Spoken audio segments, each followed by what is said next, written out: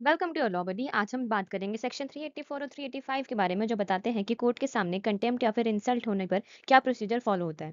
ये दोनों section court के सेल्फ रिस्पेक्ट और अथॉरिटी को प्रोटेक्ट करते हैं। तो चलिए इन्हें स्टेप बाय स्टेप समझते हैं। Section 384 talks about procedure in certain cases of contempt. सब सेक्शन 1 कहता है कि अगर कोई व्यक्ति कोर्ट के सामने यानी कि जज के फ्रंट में कोई ऐसा ऑफेंस करता है जो भारतीय न्याय संहिता के सेक्शन 210, 213, 214, 215 या फिर 267 में लिखा गया है, ठीक है, तो कोर्ट खुद तुरंत एक्शन ले सकती है। कोर्ट उस पर्सन को कस्टडी में रख सकती है और उसी दिन before the rising of the court उस ऑफेंस का कॉग्निजेंस लेकर उसका केस डिसाइड कर सकती है।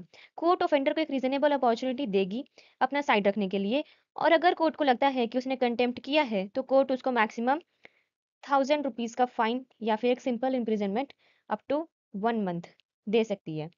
अगर फाइन पे कर दिया जाए तो इम्प्रिजनमेंट अवॉइड हो सकती है, ठीक है। देन है हमारे पास सबसेक्शन 2।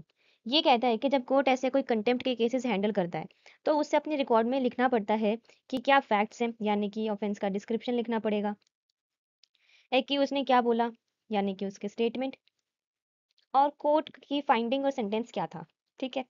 और ये सब कुछ मैंडेटरी है टू इंश्योर ट्रांसपेरेंसी और अकाउंटेबिलिटी, ठीक है। देन हमारे पास सबसेक्शन 3। ये कहता है कि अगर कंटेम्प्ट बीएनएस के सेक्शन 267 के अंडर आता है, जो कि कोर्ट के प्रोसीडिंग्स के दौरान इंसल्ट या इंटरप्शन से रिलेटेड है, तो रिकॉर्ड में क्लियरली लिखा होगा किस स्टेज पे प्रोसीडिंग चल रही थी और किस टाइप का इंटरप्शन या इंसल्ट हुआ था, ठीक है।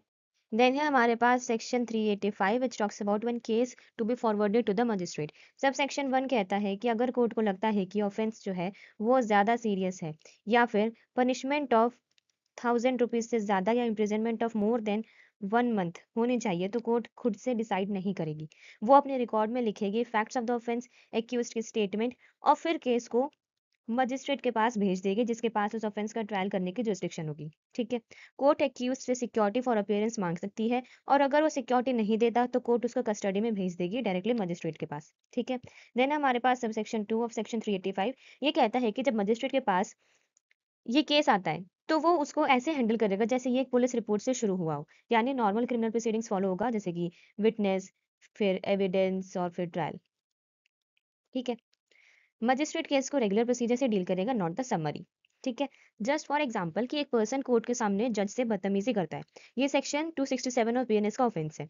अगर उसने बस छोटी सी डिसरिस्पेक्ट की है तो कोर्ट तुरंत सेक्शन 384 के तहत उसे 1000 रुपीज का फाइन या फिर 1 महीने की जेल दे सकती है। लेकिन अगर उसने जज को फिजिकली थ्रेट किया है या कोर्ट प्रोसीडिंग्स डिस्टर्ब किए हैं तो कोर्ट 385 के तहत मैजिस्ट्रेट के पास भेज देगी ताकि उसको प्रॉपर ट्रायल के बाद ज्यादा पनिशमेंट मिल सके, ठीक है।